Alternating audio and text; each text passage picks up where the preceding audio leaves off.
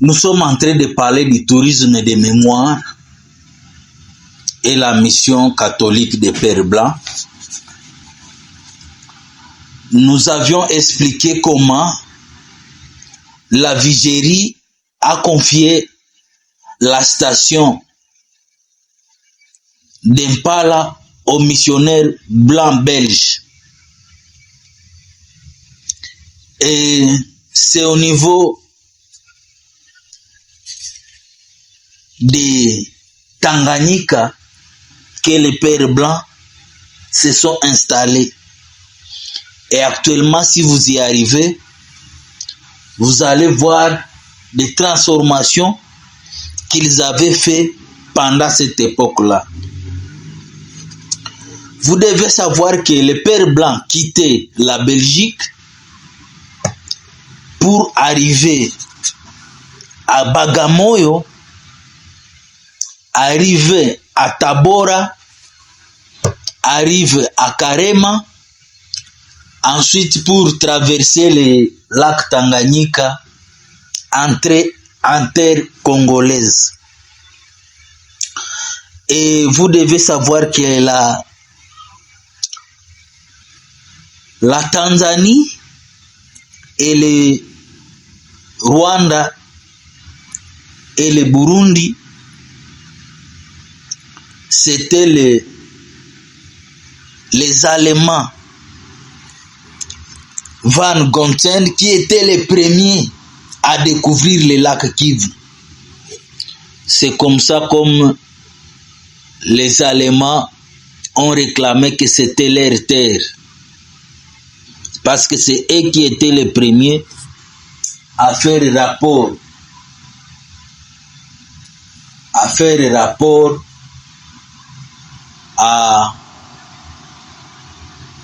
aux grandes puissances. Nous avons expliqué que parmi les Pères Blancs qui se sont venus installer au Congo, le voyage a fait 7 mois et ce voyage avait des porteurs, mais aussi des soldats pour protéger les missionnaires. Et ils se sont installés à Kibanga, à Moba, et vous devez vous rappeler que vers 1893, la guerre entre les Belges et les Arabes, parce qu'on chassait les Arabes, on ne voulait pas qu'ils puissent continuer avec leur sale besogne de la traite des Noirs.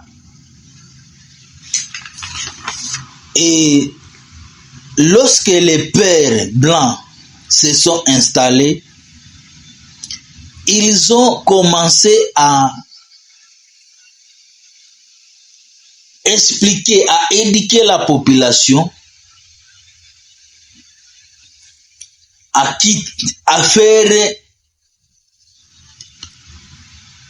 être éduqués, mais aussi à abandonner les constructions en chaume, mais à commencer à construire des constructions en bois et en terre cuite. Et comme nous avons expliqué, les barons von Gonsen, qui étaient les premiers à découvrir les lacs,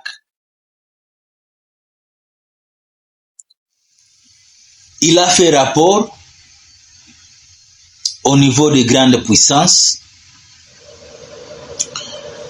Vous devez vous rappeler que quitter les lacs Tanganyika pour arriver au Kivu, le lac Kivu, il y avait des montagnes, il n'y avait pas de route et il fallait la population locale comme guide touristique pour guider les Pères Blancs au niveau de Bobandana, même au niveau de Rutshuru.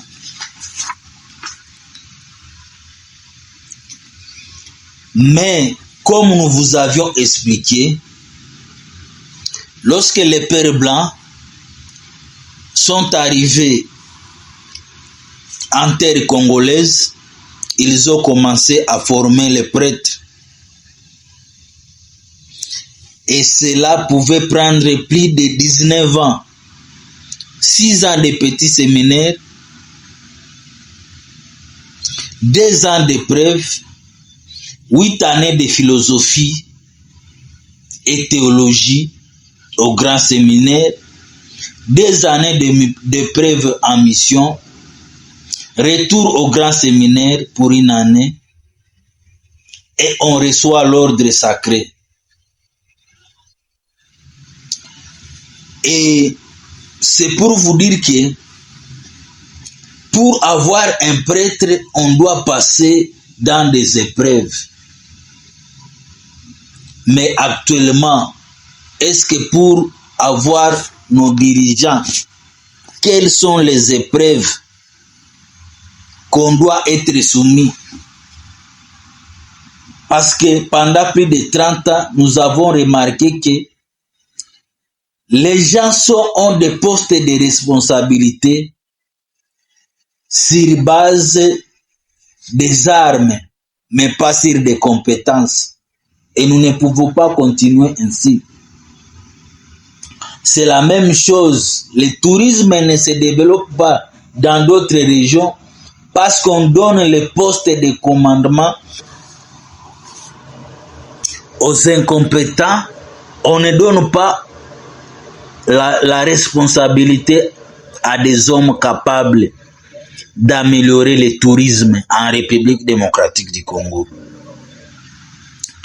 Donc c'est très important que vous puissiez connaître la mission des Pères Blancs et en tant que guide local, guide indigène, guide touristique, vous devez expliquer l'histoire, la mémoire, comment ces prêtres se sont sacrifiés pour que nous puissions être éduqués. Mais vous devez vous rappeler que les Arabes avaient des grands problèmes.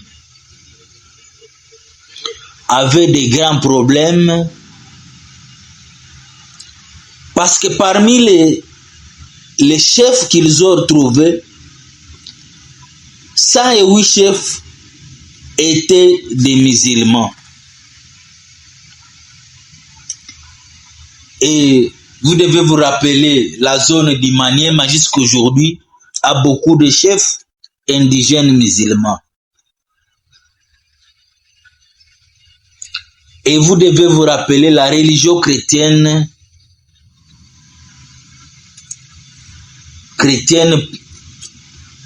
donne l'espoir du salut, le respect des mentalités